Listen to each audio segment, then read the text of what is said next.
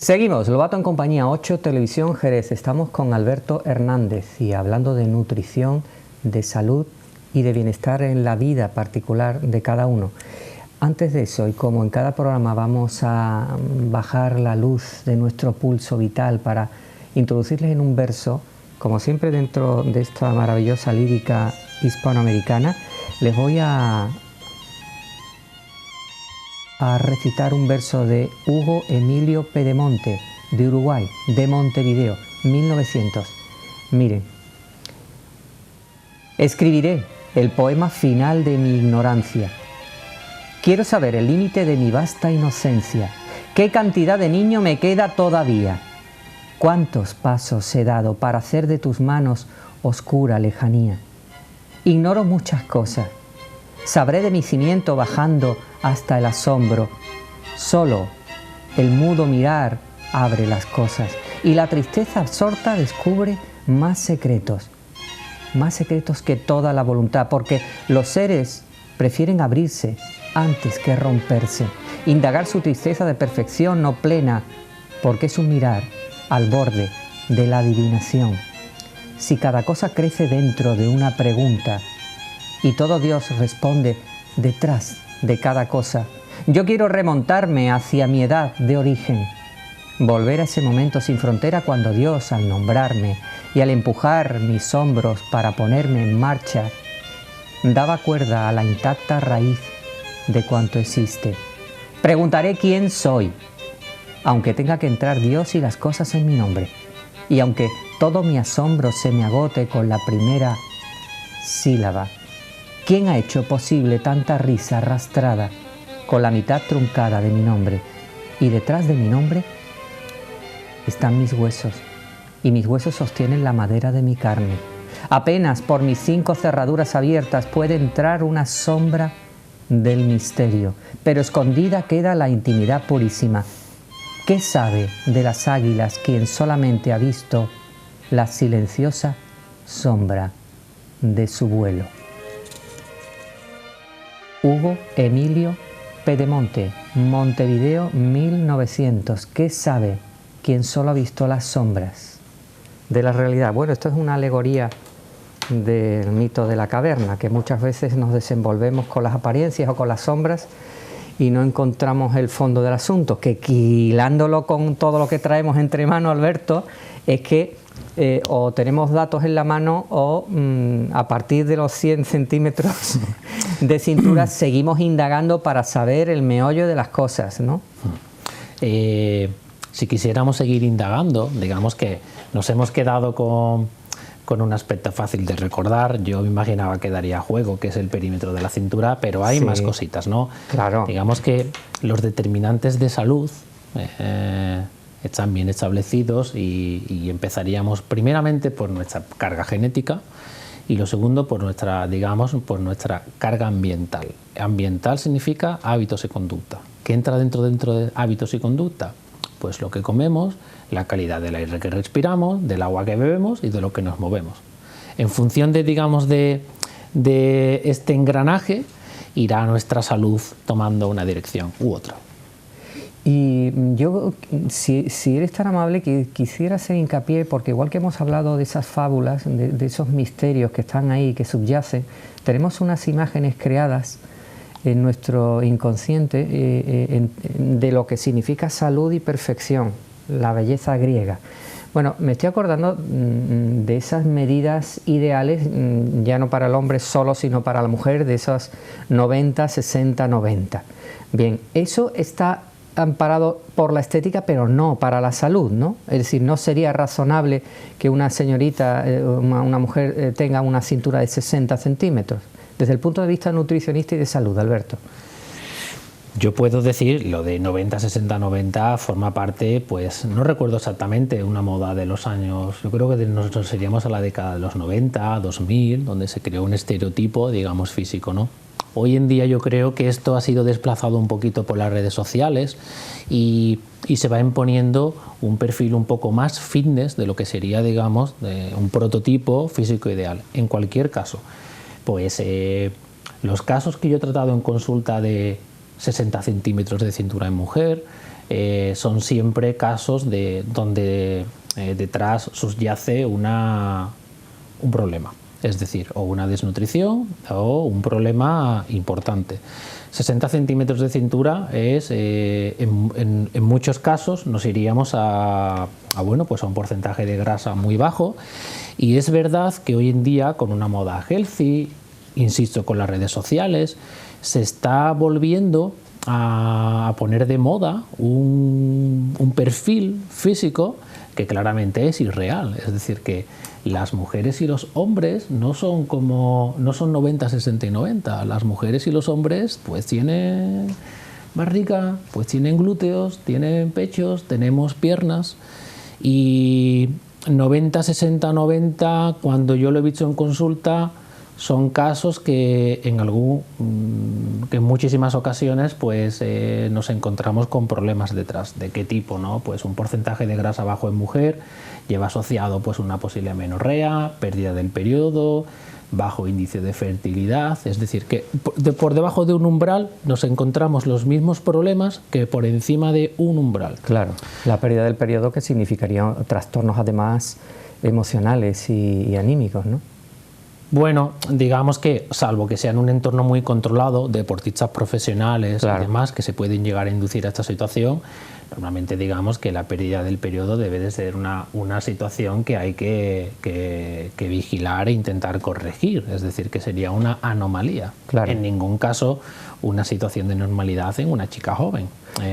¿Y cómo responde? Yo no sé si cuando vamos a un médico, cuando vamos a un nutricionista, cuando vamos a alguien que nos tiene que evaluar, en este caso en cuanto a nuestra salud y nuestros hábitos, ¿cómo encaja el paciente o la paciente lo que no le gusta oír, o tanto por la analítica que no se espera o por las palabras tuyas de corrección o de modificación, si no le gusta oírlo? ¿Eso cómo se encaja en la mayoría de los casos, Alberto? Mal, ¿no? Vamos a ver, es un poco bailado a lo que hablábamos antes del aspecto psicológico, ¿no? Es decir, que tampoco en mi trabajo tengo la ventaja de que no estoy diagnosticando un tumor. Quiero decir que la noticia que tengo que dar no en ningún caso va a llegar a un nivel, digamos, de comprometer la vida de las personas a corto plazo. Con lo cual, y esto también es un arma de doble filo. No tengo que dar una noticia tan mala, pero el arma de doble filo es que normalmente la persona que tengo delante, pues en función de ese nivel de gravedad va a contextualizar el caso. Es decir, si yo tengo, digamos, las transaminasas hepáticas elevadas, que podría dictaminar lo que sería un hígado graso, ¿no? Y puedes advertir al paciente 10 años de hígado graso, normalmente es inicio de cirrosis. Pero la realidad es que eso no se ve. Es decir, que aunque quieras advertir, he aprendido con estos años que o haces una labor, digamos, pedagógica, de educación, o la persona tiende a pensar en mentalización, ¿no?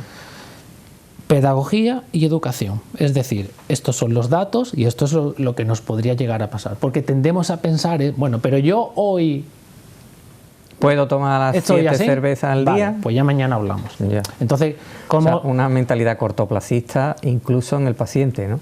En la salud, no en el paciente, Eduardo, en la salud de las personas, el ser humano es humano, ¿no? Es decir, que pensamos... Sí, pero eso contrasta con que tú recomiendas que se vaya a un gimnasio, por ejemplo, que se haga bicicleta, tanto estática como la otra. Todos sabemos que necesita un periodo para tener resultados y sufrimos, ¿no? En las máquinas, en las bicicletas, corriendo, haciendo... Yo creo que en estos años... capacidad de sufrimiento en el tiempo. En estos años se ha avanzado mucho a cualquier persona de calle por programas de televisión, de radio. Digamos, la salud, no voy a decir que hay una moda, pero en respecto de la nutrición y de la actividad física, casi podría denominarlo como moda en relación a la cantidad de espacios que está ocupando este segmento. Claro. Es decir, al que más o al que menos, el tema de la salud empieza a llamarle de alguna forma a la puerta. Y hay muchas personas que se están preguntando, ¿esto es bueno? ¿Esto es malo? Esa tendencia, por ejemplo, en 6 años he notado un cambio importante. Si mi percepción es que nos estamos preocupando más por la salud hoy que hace 6 años, te diría, es un cambio que real. Es decir, que lo observo y lo percibo. Yo creo que es positivo. Bueno, vamos a ir al hilo de las recomendaciones literarias y de escritores que le hacemos en cada programa. Les voy a leer un poquito del doctor don Gregorio Marañón. ¿Por qué? Bueno, un especialista endocrino, intelectual y que, al hilo de lo que estamos hablando con Alberto, yo voy a leer un párrafito solo para continuar esta charla sobre alimentación y nutrición y salud, sobre todo. Dice al respecto de la enfermedad y la intuición de los aprensivos: de nada ha servido en este punto la predicación de algunos grandes maestros. Muchos médicos suponen todavía que el curar a los enfermos es aplastar con torrentes de drogas a cada uno de sus síntomas.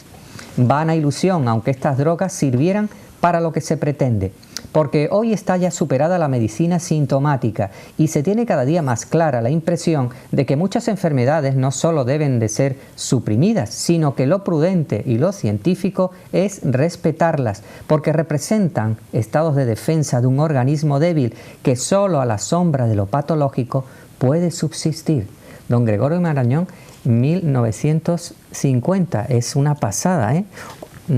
¿Tú qué opinas de esto? O sea, hay enfermedad, se dice que la gente que está medio enferma dura más que la playa y el que está sano con una pera le da de pronto un jamacuco. ¿Eso es así? Sí, es decir, que por ejemplo podría estar escrito hoy, ¿no? Es decir, que es un párrafo de tremenda actualidad.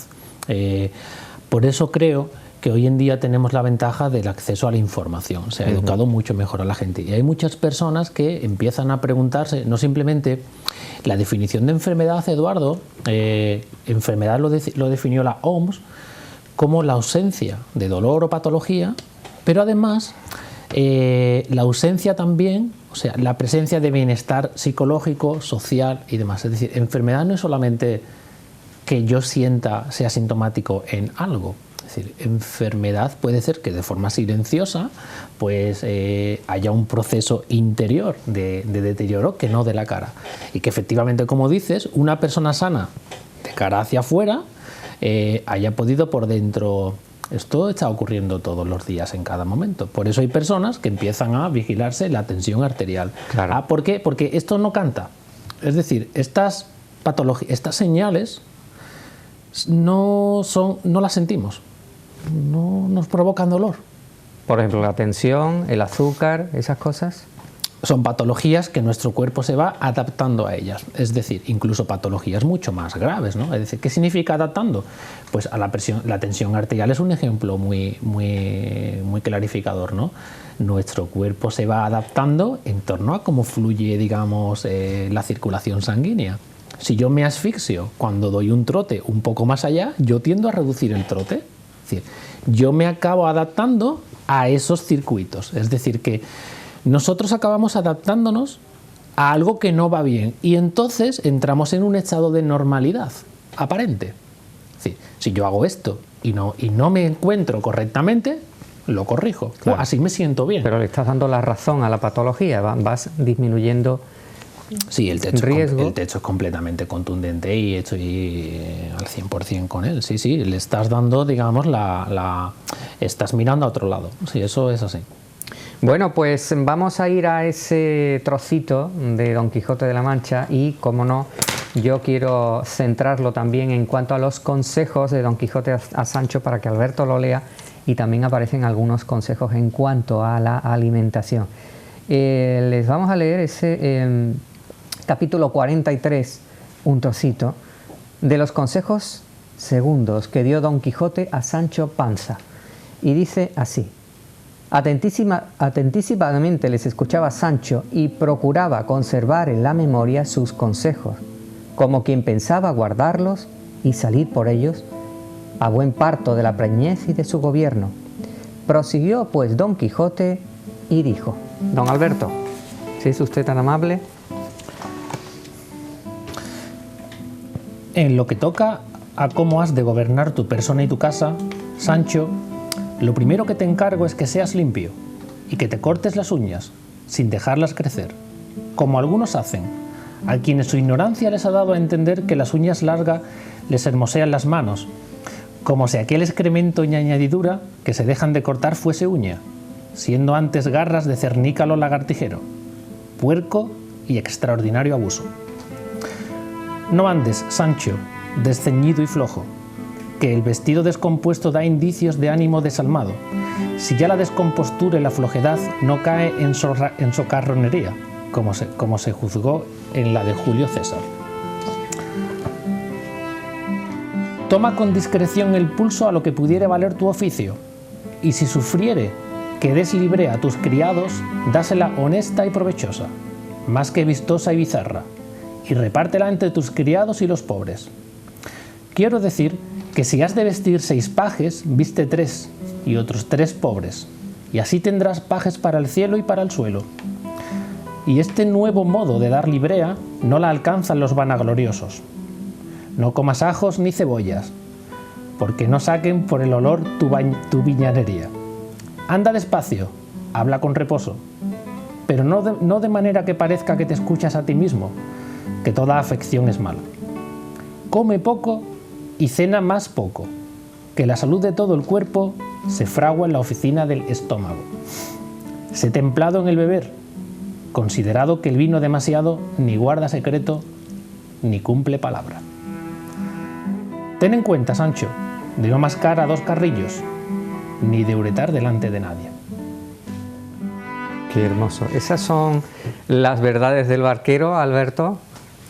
Sí, ¿Todo se fragua en la cocina del estómago? Sí, este texto puede tener en torno a 500 años, ¿no puede ser? Sí, claro. Dice, pues, come poco y cena más poco, ¿no? Es curioso, ¿no? Da para otro aspecto en el que profundizar, que esto sí iría ya, digamos, hilado al de la nutrición, ¿no? Es decir, ¿hay correlación entre este texto de Cervantes y una recomendación de salud que podríamos hacer hoy en día? Sin ninguna duda. Es decir, que ¿va a influir la cantidad de lo que comamos en cómo acabe siendo nuestro devenir? Sí. Es decir, que a lo mejor se puede puntualizar como en todo. Pero sí, en la oficina del estómago, no del estómago, no, del aparato digestivo, del estómago, claro, del intestino, claro, del hígado, pero por abreviar, de alguna forma, sí, pero, ilustrarlo, sí. Pero dile a nuestros amigos, bueno, y a mí mismo, que los que hemos tenido a lo mejor algún mal hábito en cuanto a alimentación, es todo susceptible de mejorarse. Podemos iniciar una alimentación que retrotraiga los malos hábitos del cuerpo, Alberto. ¿Estamos a tiempo, en definitiva? En casi todo. El ser humano es una máquina que puede hacer reversible muchas situaciones. Es decir, que la máquina, biológicamente hablando, el ser humano respecto a otras especies tiene algunas incógnitas que están por despejar, y es, en función, digamos, del tamaño corporal, las especies viven más. Es decir, las especies más longevas que habitan la Tierra son las más grandes. Una ballena boreal vive 200 años, es decir que... Y las especies más pequeñas, la mosca de la fruta, etcétera, pues llegan a vivir días, ¿no? El ser humano, en relación a nuestro tamaño, comparado con un caballo, con una vaca, increíblemente somos una excepción en la naturaleza, ¿no? ¿Significa esto que por mucho que maltratemos a nuestro cuerpo o lo que lo hayamos hecho, cambiar de hábitos puede revertir a una situación? Hasta dejarla bastante impune. Es decir, la respuesta es sí. Sí. Por mucho que hayamos... Bueno, tenemos un horizonte ahí, sí, para curarnos. Estamos a tiempo. Y la segunda parte, estos encerramientos obligatorios, lo de confinamiento, no, a mí particularmente no me suena bonito, con lo cual prefiero estos encerramientos no voluntarios. ¿En qué nos pueden favorecer para intentar meter nuevos hábitos, para intentar ir a la cocina y hacernos nuestros productitos? ¿Esta pena en qué nos puede servir tú, Alberto? Lo he comentado antes, intentar aprovechar la coyuntura, ¿no? Yo he intentado hacerlo, es decir que en el último año pues he leído más de lo que he leído nunca, he entrenado más de lo que lo he hecho en los últimos 10 años, esto es una realidad. Y he comprobado si era difícil o no. Sí, es difícil. Es decir, ¿qué podemos hacer? Pues aprovechar, digamos, como decía antes, todas las comodidades que tenemos al alcance de la mano. En Sanlúcar de Barrameda tenemos una playa en la que podemos hacer ejercicio, Es decir, este periodo que nos ha tocado vivir, de cambiar las reglas de nuestra vida, pues tenemos que intentar salir de ahí y bueno, pues potenciar otros hábitos que de verdad que tenemos. Bueno, nos quedan 2 minutos, pero en estos 2 minutos, en la cocina de Don Quijote de la Mancha, yo quiero hablar con Alberto para no darles el contenido de la receta, que quizás se la demos otro día, pero ahora me interesa con él hablar de esta circunstancia. Berenjenas al almagro, o sea, cómo se hacen esas berenjenas asadas y si los ingredientes son para él saludables o no. Alberto, 3 kilos de berenjenas, una cabeza de ajo, una cucharada de pimentón dulce, luego te preguntaré expresamente por el pimentón, 2 guindillas, orégano, laurel, vinagre de vino, sal, hojas de higuera, comino, 3 pimientos rojos morrones, tomillo, aceite de oliva, hinojo y agua. Vamos, esto es una compilación de cosas. ¿Qué te parece? Para vivir más que un martillo metido en manteca, ¿no? Es decir, que hemos hablado has mencionado pues de verduras. ¿Las berenjenas son especialmente buenas, Alberto? Ni más ni menos que un pimiento. Es decir, a mí lo que son las verduras y las hortalizas entran dentro de un grupo de alimentos por el color de las verduras y de las frutas. El color nos da algunas pistas de los antioxidantes que tienen. Sí. Pero realmente la berenjena es un alimento interesante, pero realmente toda la verdura, la hortaliza que tiene un color muy blanco, vamos a imaginar por ejemplo un pepino al corte, sí. El pepino es blanco. ¿Por qué tienen este color? Pues básicamente porque es agua. Cuando comemos una berenjena, un pepino, estamos comiendo realmente agua más algo más. Es decir, que podría ser la base de una dieta sí y no. Es decir, que el ser humano no puede vivir de hidratos de carbono. Necesitamos de proteínas y de grasas. Claro. Dicho esto, en la receta que me has comentado no tiene ningún elemento raro y luego pues tenemos algunas sustancias, como has mencionado el pimentón, que llegan a potenciar el sabor, incluso detrás de la canela, del jengibre, aunque no lo han mencionado ahí, sí. Hay propiedades que todavía se desconocen. Es decir, que esos alimentos que me estás hablando, y sobre todo las sustancias, más que en sí que la berenjena, son milenarios. Bueno, dime, perdóname, en estos 30 segundos últimos, dime diferencia entre café y el té, y si poner el té con jengibre. ¿Eso son buenas combinaciones? Yo le añado un poco de jengibre al café solo. ¿Al café? Solo, sí. Yo le añado jengibre y canela. Son dos estimulantes del sistema nervioso central muy interesantes. Y luego la diferencia entre el café y el té son dos sustancias un poquito diferentes. El café es una excelente opción saludable. Ese pato protector, muchas personas piensan que el café daña el hígado, y luego por encima de 3 tazas de café hay correlación con el menor riesgo de sufrir cualquier tipo de cáncer, incluso de vivir más. Qué barbaridad. ¿Pero sin leche o con leche? ¿O eso no afecta? Café solo. ¿Y si le pones leche, cortas sus propiedades o qué? No las cortas, pero realmente digamos que lo que vamos a hacer es que vamos a disminuir la cantidad de dosis de café que yo ingiera. Claro. Y luego a la presencia de leche podemos hacer que algunos componentes del café no acaben por absorberse. Claro. La presencia de grasa en el medio puede interferir en la absorción de algunos componentes del café que, como digo, pues da para un programa, vamos. Bueno, pues para los 7 u 8 programas sucesivos nos quedamos emplazados y partiremos del café solo con jengibre y con canela. Don Alberto Hernández, mucha suerte en su tesis doctoral, en su defensa de la misma, que será exitosa, y muchas gracias, Alberto, por haber estado en Lobato en compañía. Muchas gracias. Un abrazo. Señoras y señores, hasta aquí con Alberto Hernández, hablándole de la vida, de la salud, de la nutrición, de todo un poco, por supuesto, de las fábulas del doctor don Gregorio Marañón. ¿De qué más hemos hablado? De las palabras, de los versos desde Venezuela y de Don Quijote de la Mancha, con esos consejos a Sancho. Así que con todo eso, con ustedes y con nosotros, muchas gracias. Lobato en compañía, 8 Televisión, desde Jerez. Hasta siempre.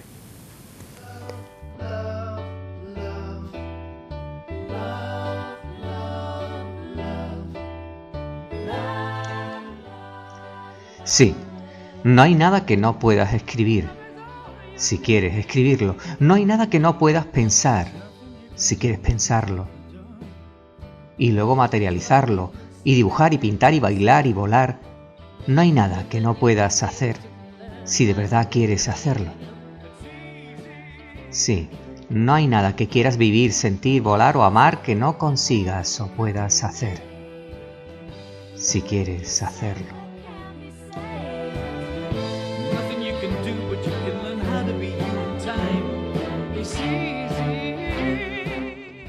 Y sí, mira, escucha, es fácil.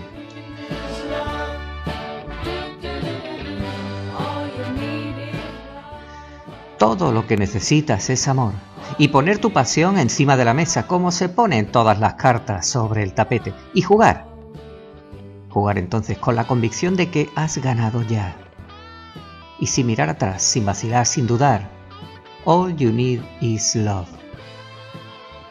Y que cuando la melancolía de todo el libro de tu vida se desfigure o transfigure por entre los espacios de esta nueva realidad, llena de música, de poesía, en la bravía enredadera de la posibilidad, entonces, si quieres,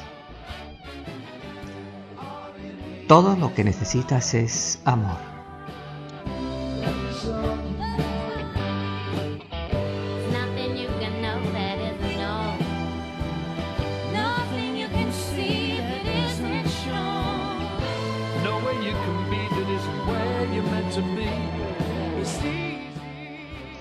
Es fácil, porque todo lo que necesitas es amor, entremezclado con una cucharadita de dedicación, de oportunidad, sí, una cucharadita de sabiduría y de seguridad, y no habrá nada ya que se te escape entre los dedos de tu fragilidad. All you need is love.